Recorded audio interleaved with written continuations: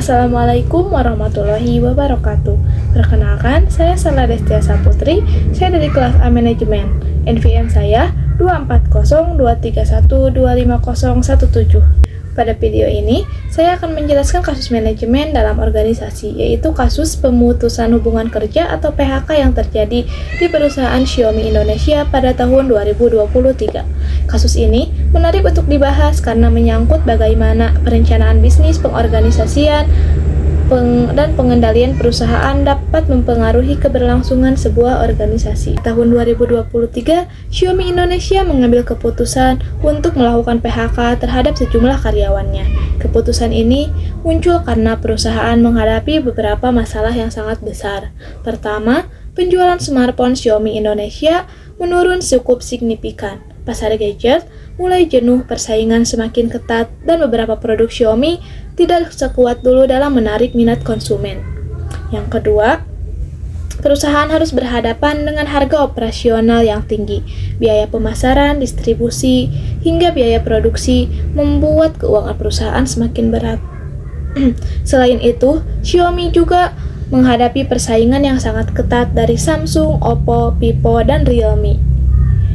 Kompetitor ini mengeluarkan produk baru, lebih cepat dan lebih agresif dalam promosi. Sementara itu, strategi Xiaomi dinilai tidak cukup kuat untuk mengikuti perubahan pasar. Struktur organisasi yang terlalu besar dan tidak efisien juga memperlambat proses pengambilan keputusan. Akhirnya, perusahaan tidak dapat menyesuaikan diri dengan kondisi pasar secara cepat. Semua faktor ini yang mendorong terjadinya PHK di Xiaomi pada tahun 2023. Analisis dengan fungsi manajemen POAC atau Planning, Organizing, Actuating, dan Controlling, terdapat beberapa kelemahan yang menyebabkan kondisi ini terjadi. Yang pertama ada planning. Xiaomi menargetkan perusahaan yang terlalu tinggi, seolah-olah pasar smartphone masih tumbuh pesat seperti tahun-tahun sebelumnya. Mereka bahkan melakukan rekrutmen besar-besaran, padahal data pasar saat itu menunjukkan perlambatan.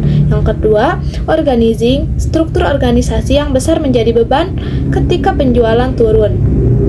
Banyak divisi yang perannya tumpang tindih, sehingga proses kerja menjadi lambat dan tidak efisien. Yang ketiga, actuating. Ketika pasar berubah, karyawan tidak diarahkan untuk menyesuaikan strategi. Tim pemasaran tetap menggunakan padahal kompetitor sudah bergerak lebih agresif dengan promosi digital, influencer, dan event besar. Inovasi juga kurang didorong sehingga produk tidak terlalu menonjol. Yang keempat, controlling.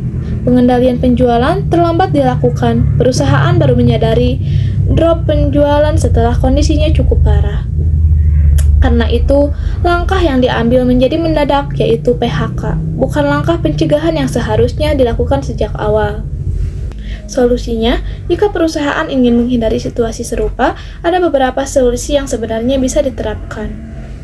Pertama, perusahaan harus membuat perencanaan berdasarkan data terbaru.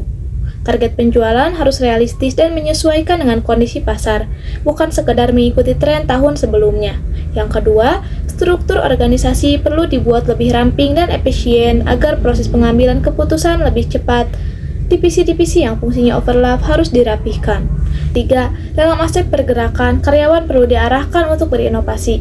Tim pemasaran harus diperkuat dengan strategi digital yang lebih agresif, promosi yang kreatif, dan fokus pada produk yang paling diminati konsumen Indonesia. Dan yang terakhir, aspek pengendalian harus dilakukan lebih rutin. Perusahaan perlu membuat evaluasi penjualan tiap bulan, bukan menunggu sampai krisis terjadi. Dengan kontrol yang ketat, perusahaan bisa mengambil tindakan koreksi sejak awal. Perusahaan, misalnya dengan efisiensi bertahap, bukan langsung melakukan PHK besar-besaran.